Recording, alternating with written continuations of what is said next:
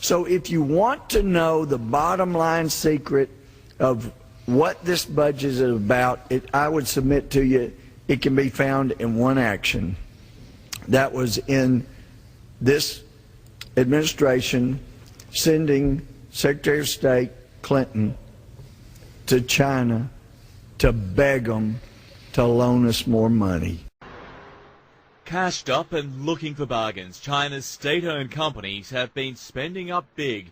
In Australia, buying iron and steel producer Midwest last year for around $1 billion, offering almost $2 billion for a friendly takeover of the debt-ridden Oz Minerals, almost $20 billion for a stake in mining giant Rio Tinto. Both deals might yet be blocked by the Australian government. China has enough money to spend, more money than it can actually spend. Two state-owned oil companies in Russia received a $25 billion loan from China. In return, China gets 300,000 barrels a day for 20 years, the biggest energy deal ever between the two countries. On his first overseas trip this year, China's president headed to Saudi Arabia, the world's largest oil supplier and traditional ally of the United States. Energy was on top of the agenda. In recent days in Latin America, the vice president and vice premier fanned out making deals. Venezuela's controversial president Hugo Chavez promised China there was enough oil there for the next 200 years. And the Chinese are lending Brazil's oil giant Petrobras $10 billion in exchange for long-term oil supplies. It's only now, because the rest of the world also needs financing, that they're able to buy up mining rights everywhere from Latin America to Russia to Australia. Costa Rica received the final payment of a low-interest loan, $300 million at just 2%. All it had to do was break off diplomatic ties with Taiwan. Part of the deal with Costa Rica was you break ties with Taiwan and you don't tell anyone we made you this loan. And the biggest problem with Chinese outward investment is it's not transparent. With so many governments and companies strapped for cash, they're turning to the one place that's all cashed up.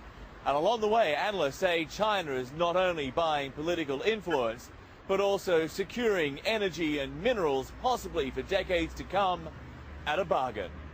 John Vos, CNN Beijing. I don't want to say the gentleman is ignorant. He's very well educated. I think he lacks common sense when he made such a comment vis-a-vis funds for China. To look very carefully. Unusually blunt language, that coming from China's vice foreign minister. More so because the person at the receiving end is the chief US climate negotiator. I was shocked, personally, I was shocked to read American negotiators' comment about whether US funds, American funds should go to China.